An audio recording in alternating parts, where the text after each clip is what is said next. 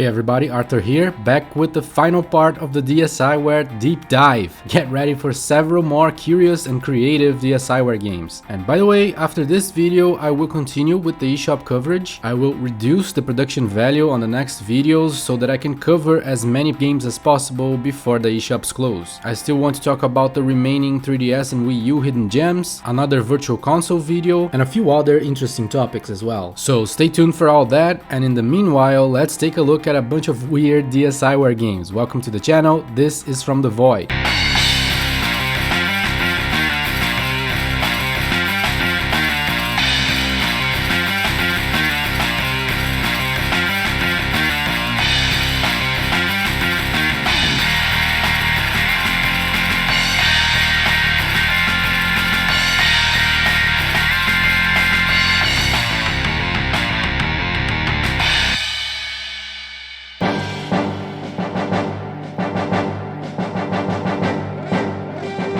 Starting off with an absolute hidden gem from Nintendo and one of the best games in the entire DSiWare collection, Starship Defense.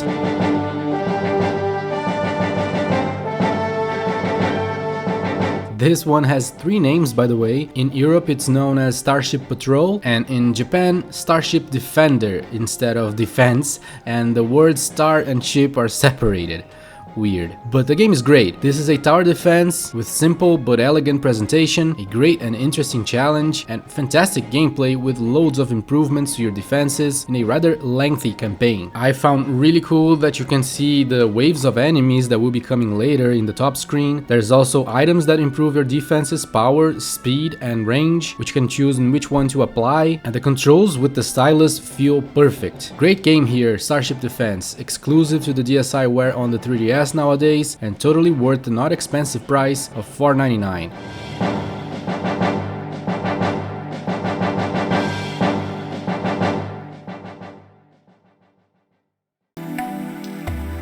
Next is insanely satisfying and surprisingly deep Pop Plus Solo.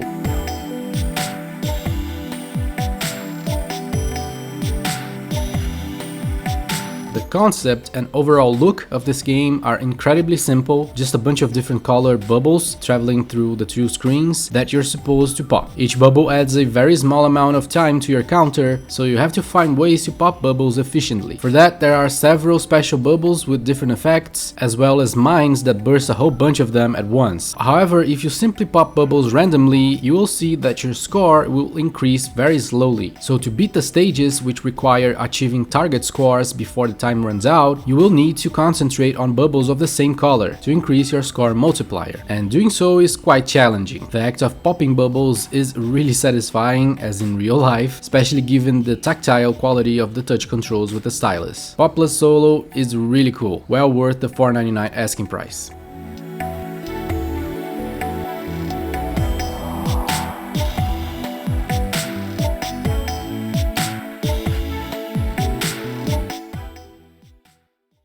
Another pretty cool and obscure Nintendo published game is Trajectile.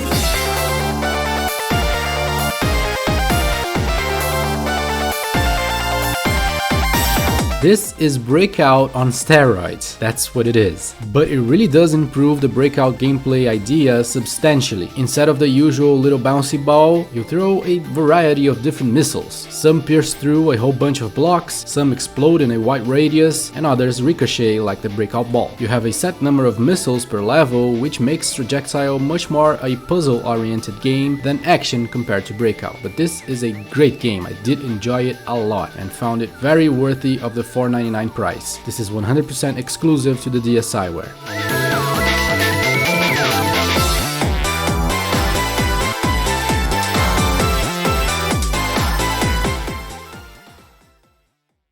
Following up with one of the highlights for sure, Amida's Path. This is pretty cool. It has its problems, but it's definitely a positive title and very creative. It's an action game where you battle against demons using the divine powers to draw lines. You have to connect the lines, making a path between you and the enemy, and then send in a bunch of attacks. Thing is, of course, the enemies will use the same path to hit you, so you have to constantly make new paths to attack and defend. You have 3 characters, each specialized against different enemies. There are also special powers like a barrage of attacks, mechanics and erasing all paths, for instance. Pretty interesting gameplay that gets very hard soon. The game is short, but there is a strong incentive to tackle all 4 difficulties, which allows you to keep leveling up your characters and improving your stats. The story is also cool, but the translation is very off, in funny ways mostly, so I didn't mind it too much. Amida's Path is definitely one to consider. It's a cool, quirky game for sure, and I found it very worth the $4.99 asking price.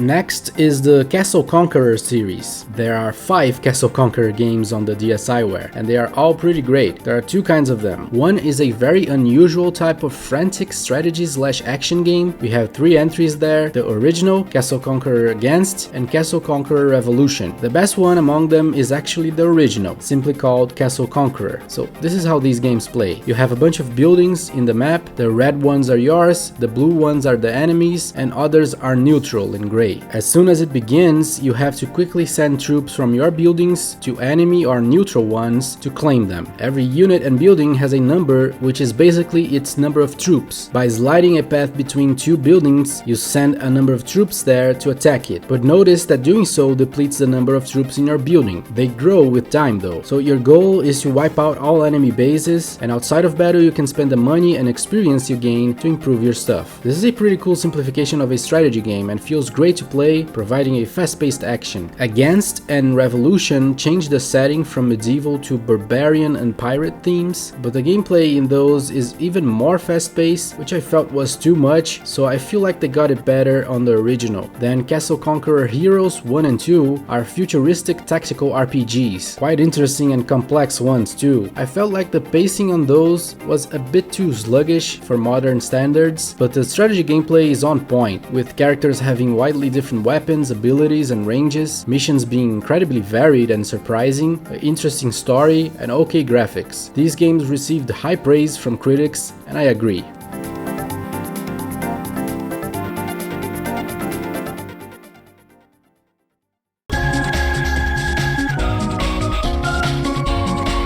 Next is super gimmicky Face Pilot. This is kinda similar to Pilot Wings, but the 2 control schemes it provides are very gimmicky and I didn't find them to work very well at all. One of them will have you use your head to control the flying vehicles by tilting left, right, back and forward, while the other one uses the gyroscopic capabilities of the 3DS. And like I said, neither of them worked very well to me. Somehow the gyroscope one still wants to see your face for some reason. So I don't know what's up with that, but whatever is the case, it didn't work too well for me. But the game itself is enjoyable if you can manage the controls. It's, like I said, similar to Pilot Wings with several locations and flying vehicles to use. It goes for $4.99.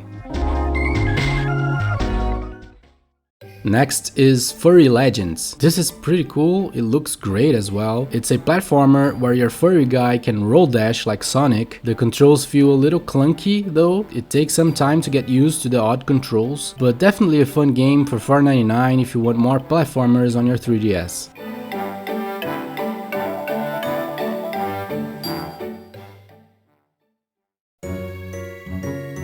Next, 2 crazy unique games, the Topsy Turvy Life series. Okay, these are very gimmicky, but they're definitely peculiar and creative and also very cheap, so some of you may be interested. Both of them will force you to hold the 3DS upside down. Yeah, with the touchscreen on the top. To my knowledge, these are the only games that do that, but that's not all that makes them unusual. The gameplay is also pretty interesting, especially in the second one, but let's start with a Topsy Turvy Life Turvy Drops. This is a Tetris-like that will have you creating the turvy blocks in the touchscreen in the top. I can't get over that, touchscreen on the top. Then you drop them below and make lines to break the blocks. There is an endless mode, just like Tetris, and a puzzle mode that presents a good amount of stages and some pretty hard to crack puzzles. Fun game for sure, definitely worth the $1.99 if you like what you see. Then the Turvis Strike Back is so very creative. I love the idea here. This is a reverse shoot 'em up, And by that I mean you control the alien enemies on the top instead of the interstellar spaceship hero shooting them down in the bottom. So you can order a bunch of alien ships to either throw at the hero by sliding them or shoot at them by tapping. This was a great idea for a game with the touchscreen on the top. And besides the regular mode, you can also play this in multiplayer with both players holding the same 3DS. One controlling the aliens with the touchscreen and the other the hero with the buttons. Again, pretty cool idea. The game needed more depth to be a really great one, but the idea here is so inventive and fun that I did not mind paying $1.99 for it whatsoever.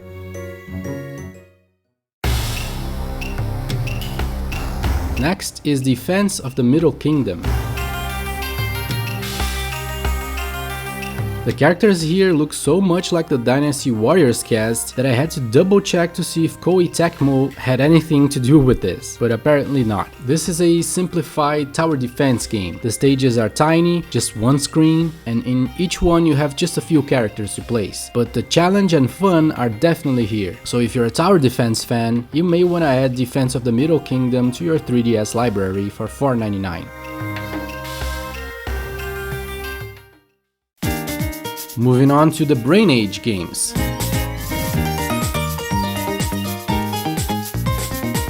They made 3 DSiWare exclusive Brain Age games under the name Brain Age Express. However, one of them was delisted back in 2015 for unknown reasons. That would be the Sudoku one. So we only have Brain Age Express Arts and Letters and Brain Age Express Math. I did some digging here and both are a mix of challenges found in other entries in the series with completely new and exclusive challenges only found here. So a big Brain Age fan may be interested in getting these. If you don't know, Brain Age games are a mix of basic logical tasks with fast reaction and concentration to train your brain to stay sharp. For their purpose, they are pretty great. Problem is the price though, kind of expensive for $7.99 each.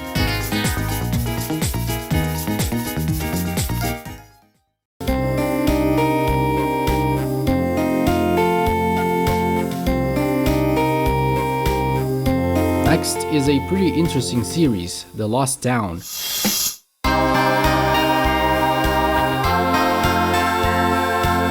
These are top-down action survival games. You control Chilia, tasked with saving the survivors from the zombie-ish creatures. There are 2 games here, The Dust and The Jungle, and although they play very similarly, The Dust felt too cryptic and unforgiving, too hard for a beginner to make any progress, while The Jungle is much better balanced, so I'd suggest playing The Jungle. This is how they work. You leave the settlement and explore to find food, money and resources, then go back to town to protect it from monsters, fix damaged buildings and build better ones, as well as buy better equipment and recruit helpers. It's quite a deep gameplay that I wasn't expecting. These are definitely interesting, especially The Jungle, and both go for $4.99.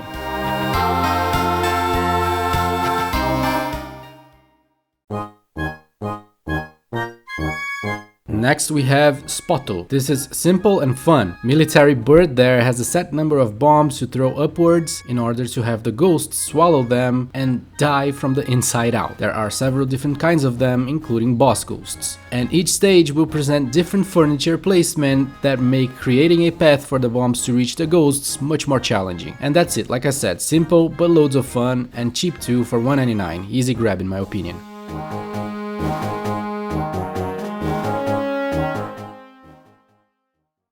In the previous video we looked into half of the G.G Series games, so now let's go through the other half, and definitely some of the best ones are here, one of which is certainly Assault Buster. This is a different kind of shooter where you're automatically shooting upwards, because that's where most of the enemies come from. You also have a dash that can be used in any direction, with which you can pass through enemy projectiles, which is cool, but if you use it upwards, she slowly floats down, which the game requires you to do in order to hit enemies that are protected from below, which makes the gameplay much more dynamic than a simple top-down shoot 'em up, for example. Definitely a great game here, probably the best on the G.G series to me. Next is Ninja Kakakuri Den. This is a pretty cool game. There is no floor, only little pads that disappear after one contact, and Ninja Kakakuri is always bouncing. So you have to be fast in reaching the floating gears and destroying all of them to make the exit door appear. You can also pick coins for extra points. Every few stages will present a boss fight too. Pretty cool little game here, Ninja Kakakuri Den. D-Tank is also pretty solid. You control a tank, you have to destroy all enemies on screen, but controlling the tank is a nice challenge as expected, and you can pick up several different kinds of power-ups too. Another very simple and straightforward fun GG series game here.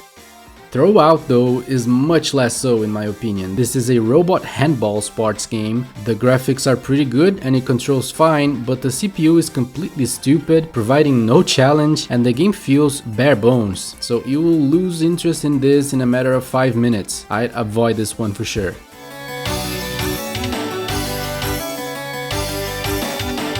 Much better than that is Great Whip Adventure. This is a pretty cool action platformer, very fluid, nice looking and enjoyable to play. You of course have a whip to defeat enemies as well as hang on to hooks on the wall and pull yourself upwards. And the level design is where this game shines. It keeps throwing new ideas and keeping the game fresh for the whole duration. This is definitely one of the best in the GG series. Black X Block is a pretty challenging puzzle platformer. Your stick figure guy can remove one of the dark blocks and relocate it where you want. It gets real hard real soon to find the solutions, and it's very easy to get yourself in fail states, forcing you to restart. And that's the major problem I found with this game. It begs for an undo button to make things more streamlined, but it's definitely a worthwhile puzzle platformer for fans. Drift Circuit is only okay. It's a top-down racer with drift mechanics. The speed here is intentionally sluggish, which is the complete opposite of what you would expect from a racing game, but they did it to focus more on the act of drifting. But as a result, the game fails to be very interesting as well, so I don't know. Unless you really like what you see, I'd say avoid this one. Nyokki is a decent and challenging one. You control penis on reverse gear here. Yeah, penis on reverse gear, you heard that right. Awful design for the controllable character. What can I say? I have to describe the game, don't I? Good grief. Okay, let's get over that. Let's just refer to it by its acronym PORG. Alright, that's better. So PORG is always moving forward, and you have to guide it through the maze-like stages to collect all the colored squares. The controls make it more interesting. PORG turns with L and R, and A makes him boost forward, and it gets very challenging to maneuver around tight spaces. Later there will be enemies and moving walls that force you to boost. It's an okay game, but kinda boring after a while. Next is Z1. This is a side-scroller shooter. It would be an okay one if it weren't for one major issue. Many times you need to shoot in different directions, but to make the pods turn in another way, you have to listen to this. Stop shooting and wait for the pods to start turning around and resume shooting when they are facing your intended direction, which is just ridiculous. That's a ridiculous idea. This sucks. Ignore Z1. Next is much better, Shadow Army. It reminds me of the MSX Metal Gear games, just the looks of it though, as this is much more action and much less stealth. You have to duck behind cover to avoid getting shot at and shoot the enemies when they're vulnerable. It's definitely fun, I gotta say. Shadow Army is among the best ones for sure. Superhero Ogre is terrible though. Really awful beat 'em up, which is a shame because this is the only one of its kind on the GG series. It looks cool, I'll give it that, but it plays terrible. It is insanely repetitive and hard as hell, which is a dreadful combination. I hate it. Wonderland is one of the best ones. You are Alice, flying and for some reason killing all the Wonderland creatures. You have two kinds of shots, a regular one that spreads a little and a stronger one that makes her move slower. This makes for a nice balance in the gameplay. Hitting enemies will fill your energy meter, and once you spend it, you get rid of all projectiles on screen, which is great because this is quite bullet hellish. Great game here if you like those. Energy chain I fail to see the purpose of. You have to link the energy squares by placing squares of the same color, making a path between the energy cores. It is just very boring, I did not enjoy it. Run Strike is much better. It is very shallow for sure, but the gameplay is surprisingly fun and addictive. It is basically squash. You have to hit the targets on the wall, while hitting the wall itself starts to break it, and eventually you will form a hole there where you can lose a ball, so you gotta watch out. There are speed power-ups to move faster, bricks to fix the wall, and banana peels to avoid. Nice concept. I wish it had more modes or opponents or something to make it more interesting, but I enjoyed it. And finally, Drilling Attack is one of the best ones. You have a drill power that you can use at any time, and you can also maneuver freely with it. You only have to watch out for the energy it consumes, cause you may end up over a chasm or spikes and get damaged. You need to find the chips to open the door and then exit the stage. Boss fights are also pretty cool with the drill power. I really enjoyed Drilling Attack, lots of fun.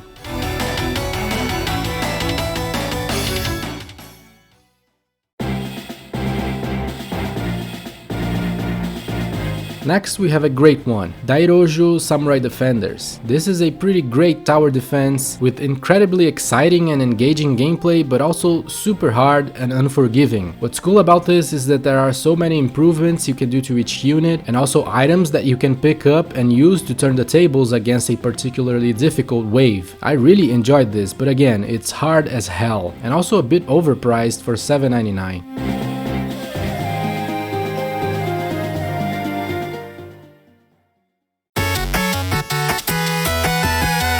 Next is pretty cool and unusual puzzle game Shapo. In this one, you have to place the blocks to make lines that clear them all out like Tetris, but the stages are always on top of a balancing board. So if you place too many blocks on one side, it will unbalance until it falls off and you lose. So you have to constantly compensate on the other side and take in consideration that each colored block has a different weight. It's a great concept, I gotta say. This elevates this kind of puzzle game to a whole new level. I really enjoyed it. I know it doesn't look like much, but Shapo is definitely a good one worth the $4.99.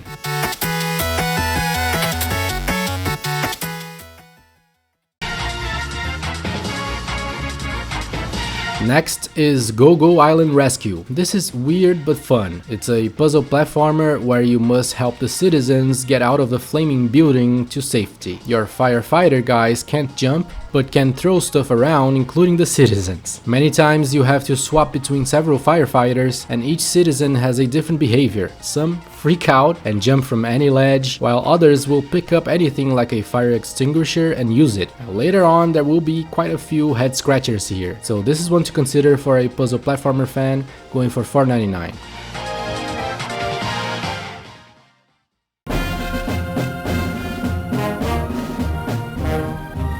Following up with Armada. This is a pretty different one, I never played something like this. There is a war going on, but your main objective is not to battle the enemy. You mostly do the job of air traffic control, guiding any aircraft that appears on screen in order to land them on the ship in the middle and refuel. And you do so by drawing their path with the stylus. Once they're full, you tap on them to send them back to the war front. There are several types of vehicle, including helicopters. One of them you can't control, so you need to clear the way for those. And in the highest difficulty, the game shakes things up by including enemy ships that you must quickly destroy. This is a pretty cool gameplay that I had never seen before, so if you're into quirky stuff, this could be a good one for $4.99.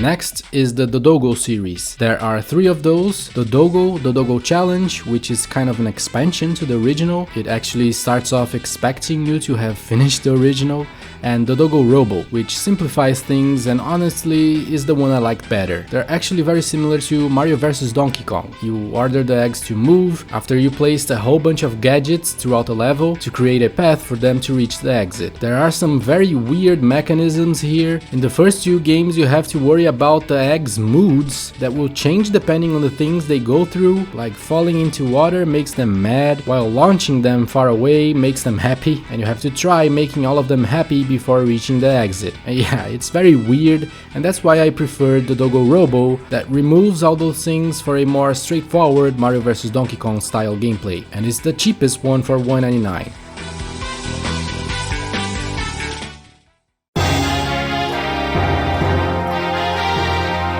Next are 4 titles in a series that have a very similar name to my channel, so I had to cover them. From the Abyss. So the original From the Abyss is a somewhat well-received DS physical hack-and-slash action RPG, and for some reason they also decided to release 4 smaller games that use the exact same foundation of the original exclusively on the DSiWare. So that's how we got Anonymous Notes chapters 1 through 4. Now, if you're watching the footage, you may be inclined to think these are great games. because the foundation extracted from the original game is absolutely solid. It feels great to hack and slash, and there is a pretty cool soul absorption skill that allows you to learn the enemy's skills, and each skill can be equipped to one of the face buttons like Zelda. But unfortunately, these games do almost nothing worthwhile with the great gameplay they have. All chapters are insanely similar despite looking very different. In each one you control a different character and explore completely different locations, but all characters control exactly the same, not a single drop of difference. And the locations are very similar dungeons to be explored in the exact same way, only with new coats of paint. The enemies also repeat a lot between each chapter, and to make things much worse, these are very shallow dungeon crawlers with a strong focus on loot gathering, but no economy to trade in all the junk you are never going to use. The RPG aspects are restricted to only the equipment and spells. There is no leveling up of any kind. The stories are practically non-existing, though I think they may tie into the original, which I have not played yet, so I can't really tell. And once you finish each chapter, the game simply loops back to the beginning and expects you to do it all over for no reason. So despite playing very well, this felt like a total wasted opportunity. At least I hear the original game is much better, so I'll give that a try in the future, because this was very frustrating. So yeah, unless you are a junkie for loot-based hack and slash dungeon crawlers or a major fan of From the Abyss, I don't recommend any anonymous notes.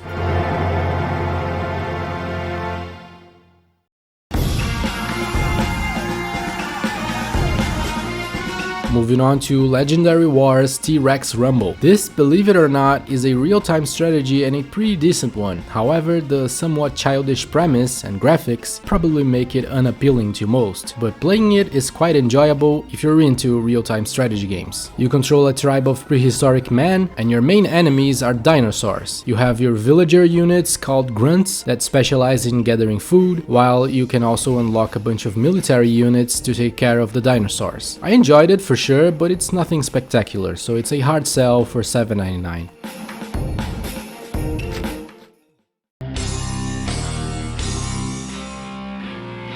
Next is Elite Forces Unit 77. This is impressive for the DSiWare. You command a battalion of elite units, each with very different traits and specialties. The best one is definitely Dag Hammer with his double bazookas. Let me repeat that.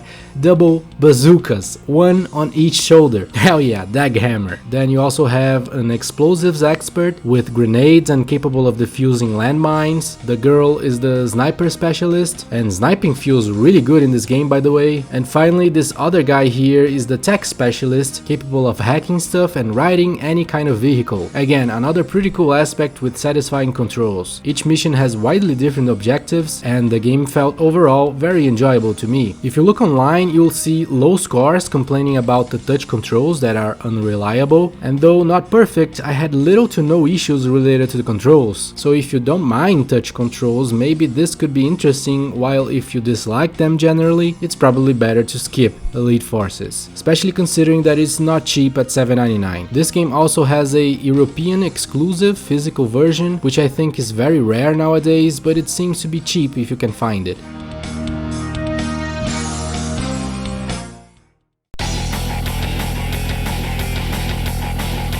The next few games are even more simple than most DSiWare games, which is saying a lot, or have very little appeal to them, or both, but they may be interesting to some of you, so I'll run through them extra quickly. Next is Photo Dojo. This is so weird, gimmicky, and shallow that I did not enjoy, but it does have some pretty interesting ideas that garnered a good amount of praise, so here it is. You take photos of yourself in several fighting positions, as well as record a bunch of fighting sounds to create your goofy character. But then the gameplay is either multiplayer or kind of a beat 'em up against a whole bunch of characters you create. If you only made one character like me, because it takes a long while to create characters here, it is always against the same looking enemy over and over. I really did not enjoy this, I don't know, but for $1.99 the novelty and quirkiness of Photo Dojo may be attractive. Delbo is very similar to Puzzle Bobble, and you hold the 3DS sideways here. If you want one of those on the 3DS, you can spend the $1.99 it costs. Not much more to say about this, so let's move on. Goony has a good idea. It's like the NES title Q-Bird combined with an endless runner. You never stop and have to collect the coins and avoid the hazards and enemies. If you collect a bunch of coins without taking damage, Goony turns into an airplane and ignores all hazards for a while. It is a fun and addictive gameplay that I enjoyed, that I found worth the $199 asking price. Arctic Escape is kinda meh. You have a whole bunch of penguins to guide to the helicopter, which you do by placing arrows and other signs on the floor that they will follow. The gameplay is okay, but I felt like there were quite a bunch of unpredictable pitfalls on it. Didn't feel fair at all. But if you like what you see, you can get it for $4.99. Doodle Fit is okay. You have a demarcated grid of squares inside which you have to fit all the doodles. Yeah. It becomes very challenging in later levels, so it's a nice distraction, but also kinda too simple. Next is Candle Route. This is a very difficult puzzle game with strict rules. You have a set number of moves for your flame guy and have to pass through all the mini flame guys as well as lit all the candles on the stage within your maximum number of moves. Thing is, you can't really draw your path. You choose a destination and flame guy will always pick the quickest route there. So it becomes very challenging to find the correct moves, and I didn't really find it enjoyable because of that. It may be for you if you like to wrap your brain around a multiple steps kind of puzzle though. Flipper 2 is another weird one. It is somewhat similar to WarioWare, but replacing each micro game with micro stages where you also have to react quickly and avoid traps and enemies by jumping, sliding and shooting. It is super fast and chaotic, but it got decent reviews and some may enjoy it. I did not. Cosmo Fighter is not too appealing. This is a 3D arena brawler with very few characters but surprisingly deep control scheme with lots of special powers to learn. However, there are two major problems with this game. First is how shallow it is, just one mode unless you want to play it multiplayer, and that mode gets real hard real quickly with the CPU knowing all the powerful moves and presenting a ridiculously tall challenge. I did not enjoy this one too much, but someone might, so there you go, it costs $4.99.